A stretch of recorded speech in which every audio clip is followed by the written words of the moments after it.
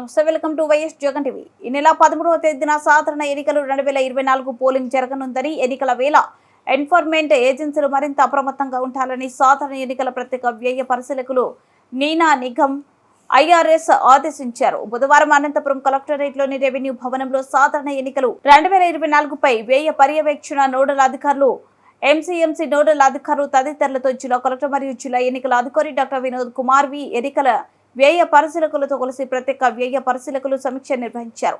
ఈ సందర్భంగా ప్రత్యేక వ్యయ పరిశీలకులు నీనా నిగమ్ మాట్లాడుతూ జిల్లాలో ఎన్నికల వ్యయ పరిరక్షణ పక్కాగా చేపట్టాలన్నారు. ఎన్నికల పోలింగ్ కు 4 రోజులు మాత్రమే సమయం ఉండడంతో ఎన్ఫోర్స్మెంట్ ఏజెన్సీల మధ్య మెరుగైన సమన్వయం ఉండాలని సూచించారు. క్షేత్రస్థాయిలో సమాచారాన్ని చేరువేతలు ఎలాంటి ఆలస్యం ఉండరాదన్నారు.